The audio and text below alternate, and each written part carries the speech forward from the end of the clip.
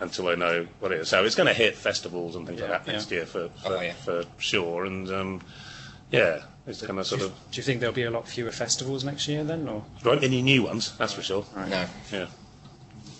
Okay. And I'm pretty glad of Glastonbury. At least this year we're going to sell, I think, next week, and it's you can put your £50 deposit down. But it must be very hard for you. I mean, sort of talking about booking Glastonbury for bands.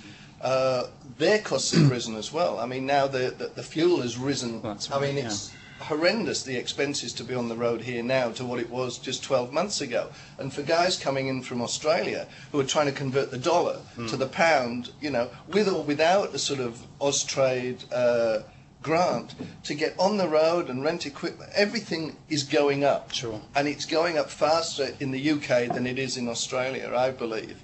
And therefore, it's going to cost you more to get yourselves over here and stay here. And you guys won't want to be paying much more for bands, so everything's going to be squeezed into that little bit as well. It's good. But it's the same as always in a way. I mean, if you're on the way up, you get paid very low fees, and then suddenly you crack it, and you're getting.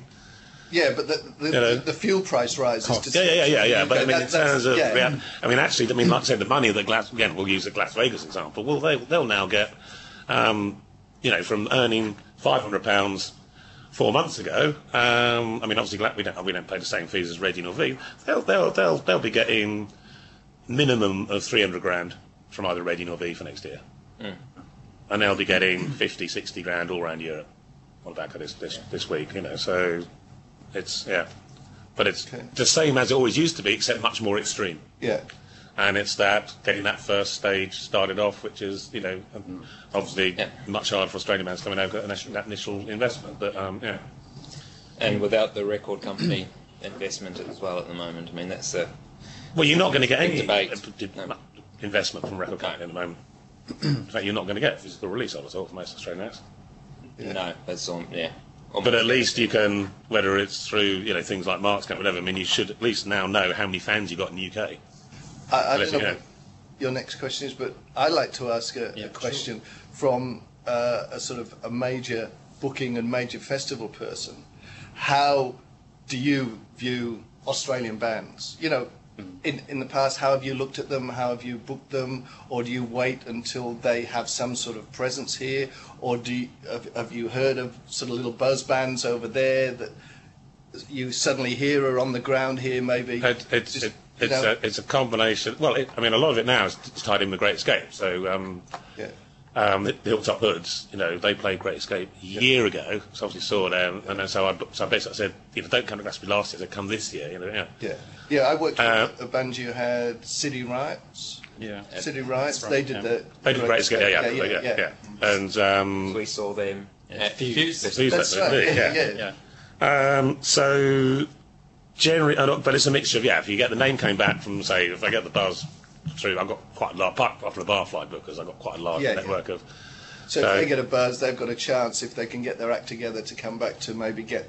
Yeah, and it's given them. The obvious thing for me is doing something like the Great Escape, and then if you're good enough, and clearly Hilton was were, it's like you tell them a year in advance. Okay, start planning your tour around that, because basically if you've got a decent agent, and they know you've got Glastonbury booking. That means Ross Gilder will book you, and you can get for at least say we're bad payers, but like Ross Gilder, for example, will always do I forget what it is, but they have even for completely unknown bands, they have a minimum payment. I think about $10,000.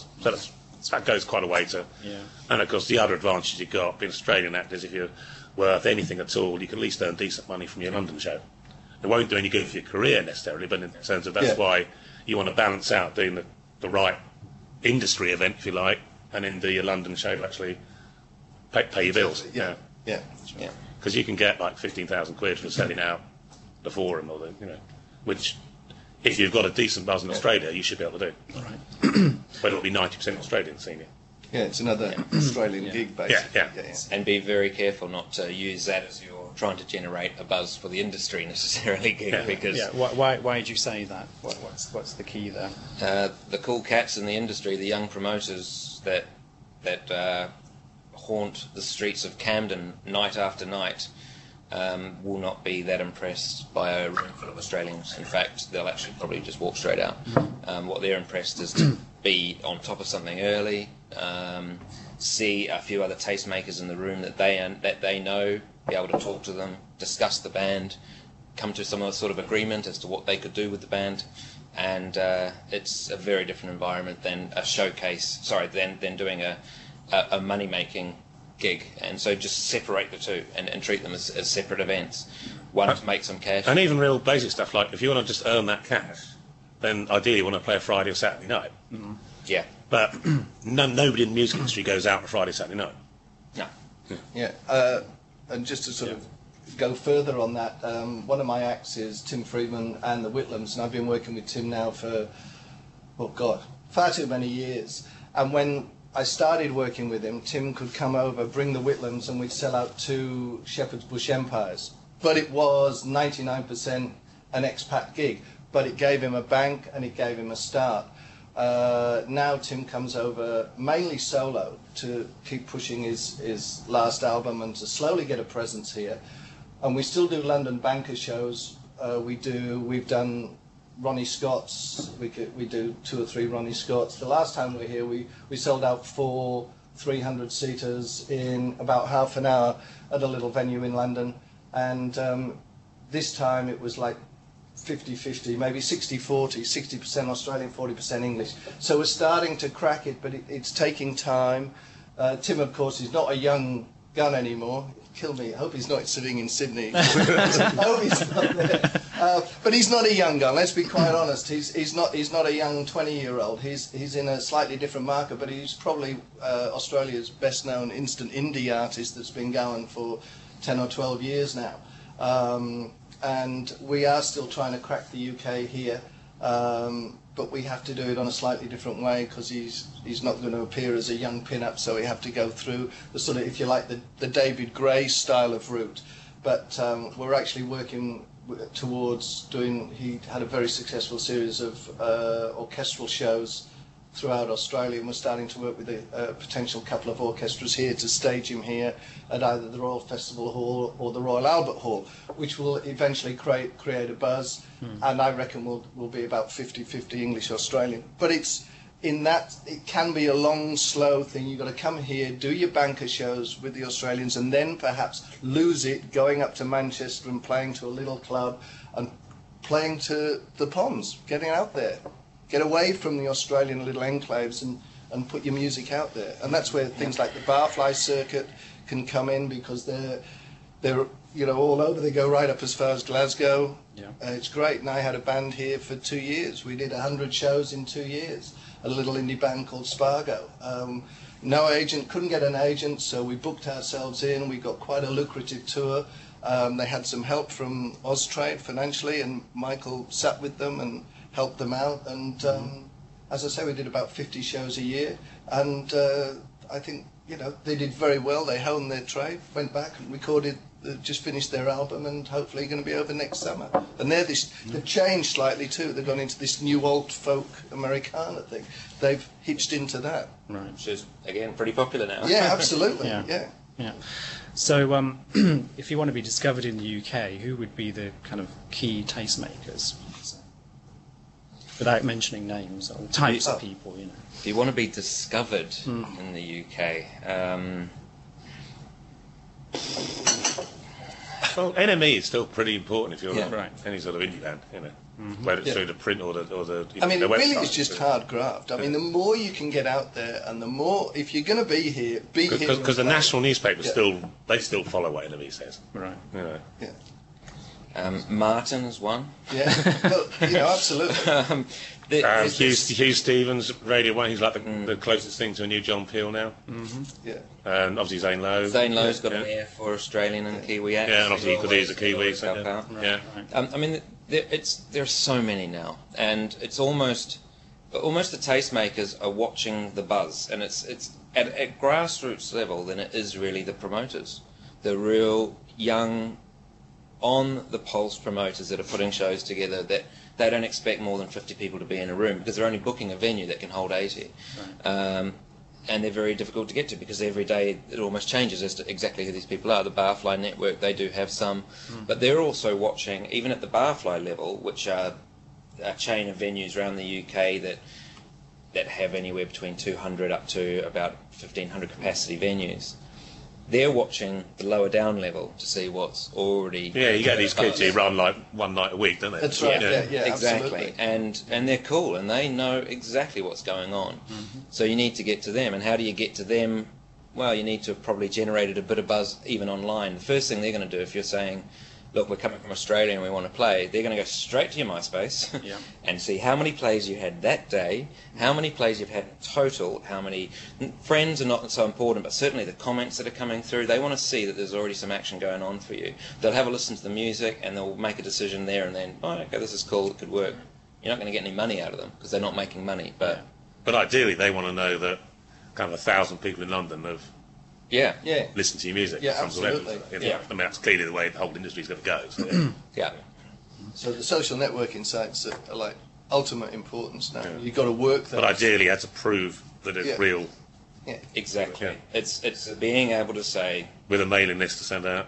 Yeah, if you can rock up to those sort of promoters and say, I've got 300 people in London that have already downloaded one of my songs and given me an email address, then you're cooking, because they'll go, great, okay, we can put a show on. Right. And they'll think maybe they'll get 25 people along. 25 people for a band that's coming for the first time in London, playing a showcase gig, which is industry targeting the UK, is pretty good. It's, and that's for a starting point, and move up from there. How can bands then collect that type of information of where their fan base are? Because an email address doesn't always give that away, We certainly do it with Music Glue, and I don't want to do a sales pitch here, but if you go to musicglue.com, you can. Sales pitch. And we are plugged in with a lot of the grassroots level promoters as well, and so we're constantly talking with them. They'll even ask us, hey, what's happening with this band? Is there some action here? Right. So we provide, it's a basic services. There's a number of them available. It's about having legitimate data, and it's about owning those relationships with the consumers. So there are people in London that you can actually genuinely contact and say, we're playing a gig, bring 10 friends. Right. That is worth gold to anyone coming into the UK, to say that you've already got a fan base. You haven't even been there yet. And because that proves, A, that the market in the UK is into the thing you're doing, and that's where a lot of bands fall over, is that they think, oh, well, we're really big in Auckland, let's go to London. It's the obvious next step. Right. Why on earth do you think just because you're big in Auckland that you're going to be big in London? There's no logic there. The market's very different. Whereas if you can prove to the people working in the industry here already that actually it does work in London, here's some data, then off they go. They make sense. They can work with that. Right. Okay. What about radio airplay? How do you go about getting that here in the UK? You need a radio plugger that knows the producers and the DJs. And then you've got to be lucky, because it's so easy, because you don't just have the physical things now. You've got the downloads. These guys are inundated even more than they ever were with the opportunity to listen to music to put on their shows. Right. I mean, in the old days, it was physically the song, but now they can they don't even have to go near a physical CD or vinyl or anything anymore. It's all, they can pull it all up from online. Yeah. So it's huge. I mean, you must be inundated with music day and night, surely. Yeah. I mean, more than you ever were. You used to maybe get a stack of CDs or vinyl, but now it's sort of like, look at MySpace, look at this. Look Oh at God! that. I mean, tons. I mean, you could spend 20. So the reality is, and I mean, you actually only really listen to things that something's got to jump out at you and make somebody somebody you vaguely trust is like, pass it on, and that would exactly the same apply to say Hugh Stevens or something like that, Yeah. So I mean, if I rang up Hugh and said, I just heard this really great, I know he'd go out the next day and that night and listen to it, and if he liked it, he'd play it on his record show the next, radio show the next day. But there has to be some sort of filtering thing, and as always, it's normally people you. And sometimes it's just pure luck. I mean, there's that occasional time where someone just stumbles over you, and you're there, and it's just Yeah, I mean, people like say, I mean, I do go to a lot of showcase events around the world. Yeah. And I know Hugh Stevens, there's a limited how much time you can go to these events. Because, I mean, he likes going to these things as well. So that's the only other time is people like that do actually like. Everyone likes loves discovering a new band. It's just like When you've got like 20 emails a day with it going to, and I hate MySpace anyway, then it's